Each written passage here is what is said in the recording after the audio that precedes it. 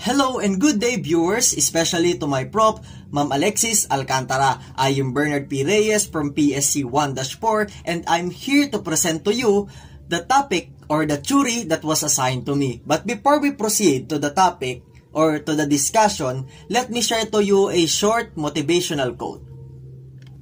So, embrace each challenge in your life as an opportunity for self-transformation by American writer Bernie Siegel. So, in this quote, this gives us a realization that we should face our challenges in a positive outlook. Like, instead of looking at as a barrier in our life, let us realize that it is an opportunity for us to improve ourselves. So, this was the icebreaker that I prepared for my classmate, 4 picks and 1 word. But since we have a lack of time to report this in face-to-face, sayang po hindi ako inabot, let us proceed to the next slides. No? So,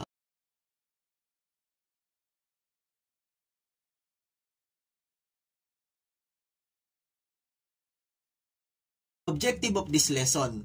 Number 1 is to define the marginalization and critical feminist theory and know its characteristics. Number 2, know the leading proponents of the theories. Number 3 is distinguish the concept of the theories presented. No? So, let me inform you that these 2 theories that I will discuss was all about the theories of female offender. No? Sako pa rin po siya ng crime causation pero it's all about tackling more why women or female began to involve in a criminal activities, no?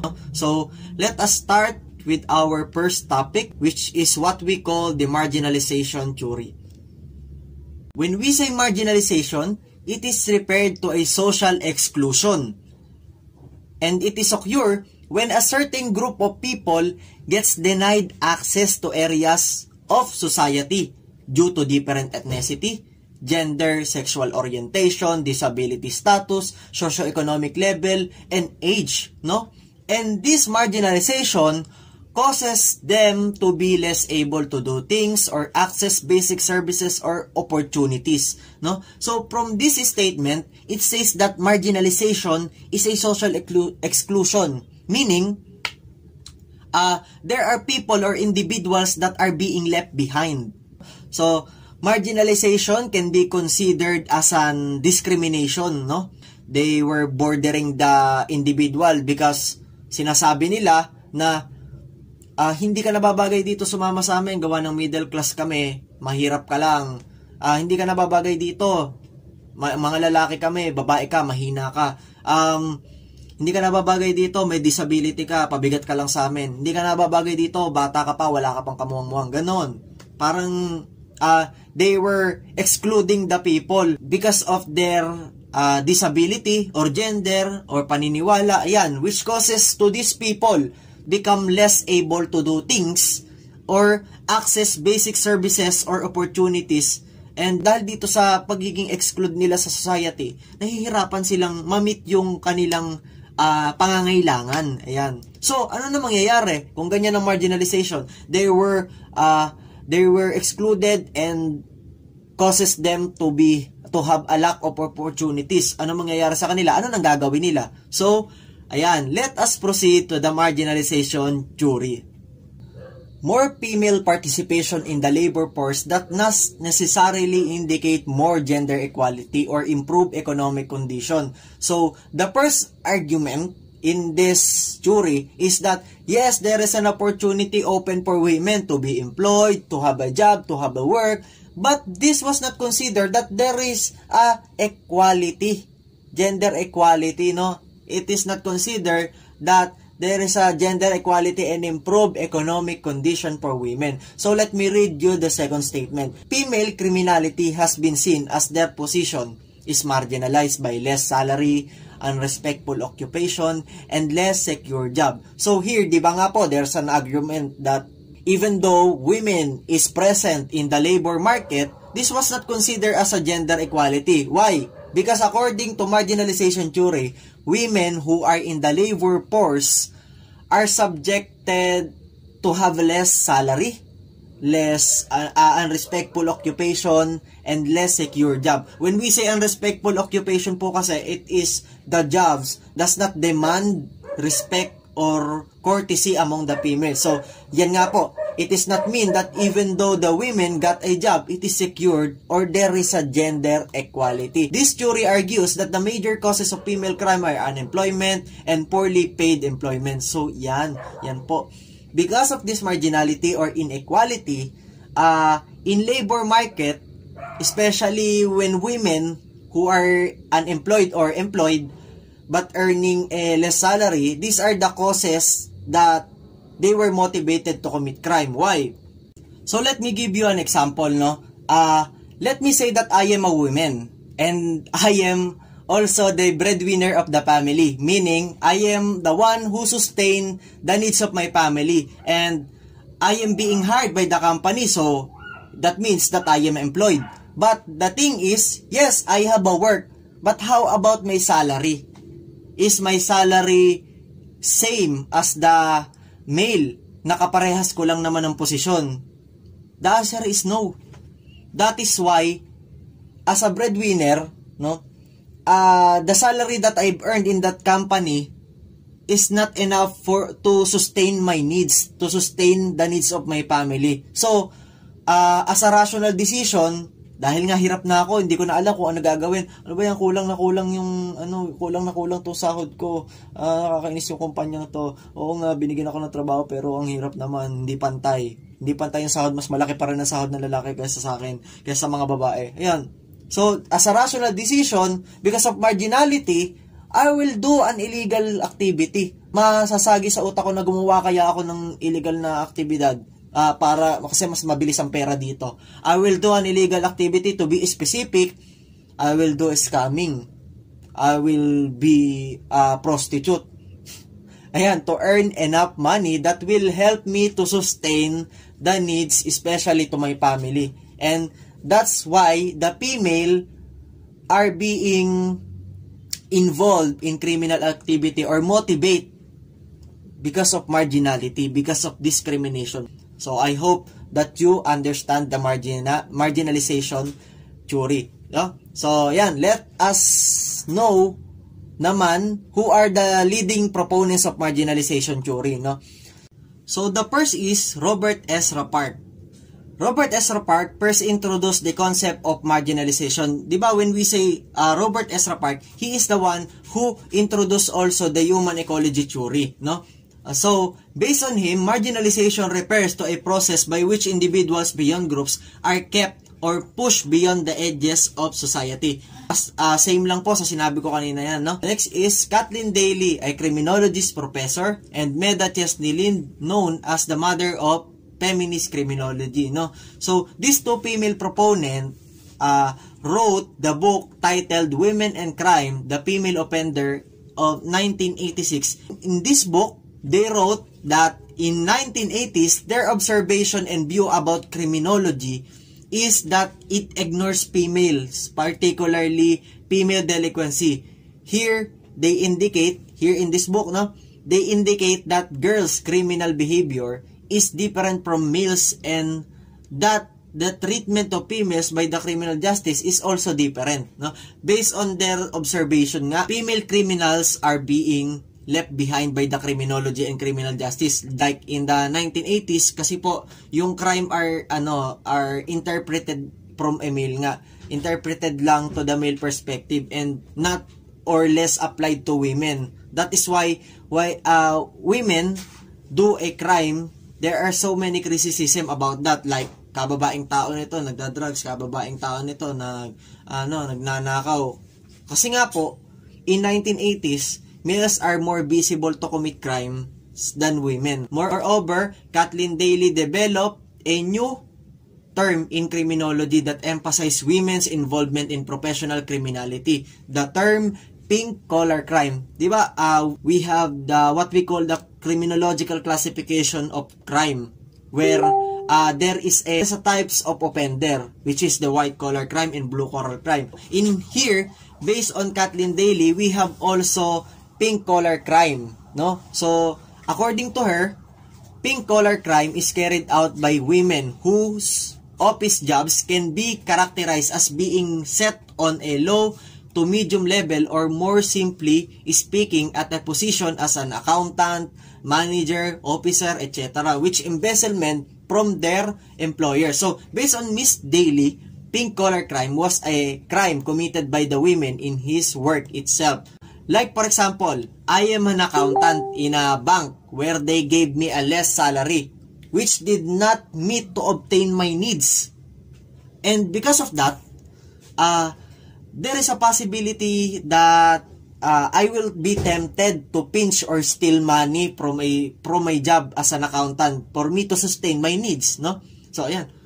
Natukso akong gumawa ng krimen sa kampaning pinapasukan ko. For our conclusion, therefore, the main concept of marginalization theory is that this theory indicates that the increase of crime by women is directly related to the absence of real and meaningful opportunities for women. Marginality to women is instigate them to commit crimes. Despite the increase of women in the working world today, there are still many of them are unemployed or working in a less or unequal wage paying jobs. This theory views that the majority of female offenders are unemployed or concentrated in areas where pay is low and work is unrewarding. Yan po.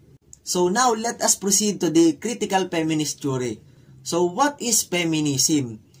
According to this, feminism is an organized activity on behalf of women's rights and interests. Moreover, it is all about the respecting diverse women's experiences, identities, knowledge, and strengths, and striving to empower all women to realize their full rights. So, according to this statement, in short, feminism is a social movement, no, where it advocates gender equality, particularly women's empowerment to end sexism and to achieve full gender equality in law and practices. So, now we know what is feminism.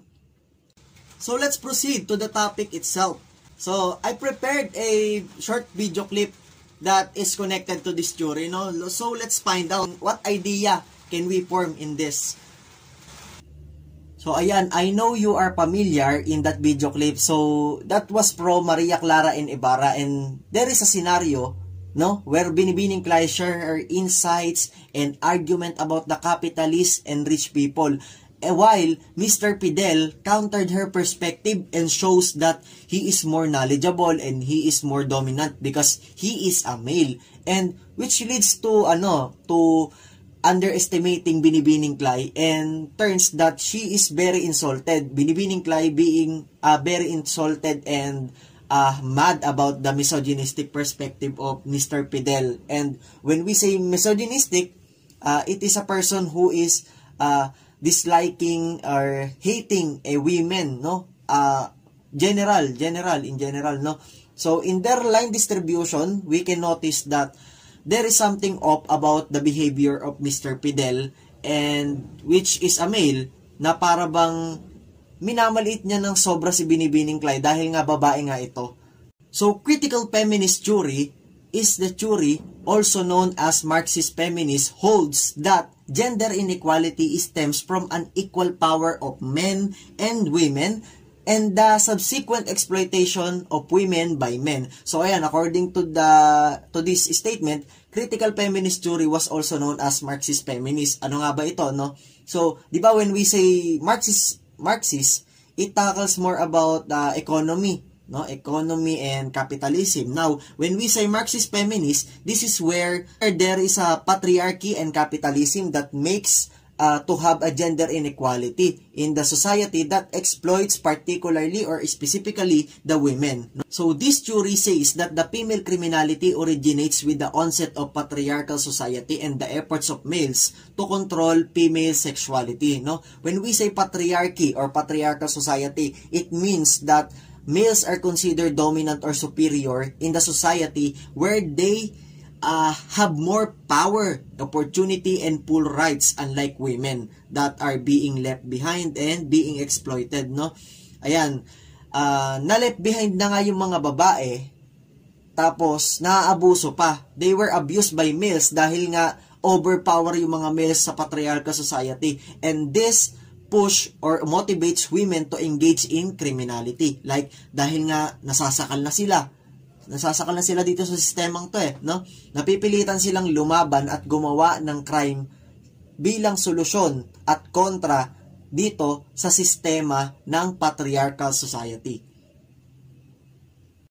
Women are considered as commodity like land or money that they can trade or buy, and this male exploitation triggers females to engage in criminality or have a delinquent behavior. So, ayan nga po, no? Yung women ay kino-consider as commodity, meaning they were treated as things that can be bought or sold, and which seems that inhumane, no? For us, inhumane to. Parang di makatao, no? Kasi that is why the women are triggered and motivated to commit crime, no? Medha Chesney-Lind, mother of feminist criminology, founded critical feminist theory which aims to develop a feminist model for female delinquency. She argued that society is patriarchal, which discriminates women when it comes to crime, meaning that it is dominated by males and that females are relegated to second-class status. Patriarchy in society subjects females to a powerless situation where they have an increased likelihood of victimization, both sexual and physical. So, same as what I said before about patriarchy, no? So, this female victimization and powerlessness in the context of patriarchal society, no? The women who are victimized by male because of powerlessness in the patriarchal society pushes them to crime commission. So let's proceed to the conclusion. No? The main concept of critical feminist theory is that the causes why women commit crime are because of having series of criminality developed by male subjects with the assumption that they would apply to women, as well as this assumption believe that women are not biologically prone to crime but rather because of patriarchy and exploitation the women are being forced to act criminally. That explains this is one of the major driving forces behind why women engage in criminality. So these are the credible source of information or references which I've used to justify this topic. And again, I am Bernard P. Reyes from BSC 1-4, and that's the end of my presentation. Thank you for watching and I hope you understand it.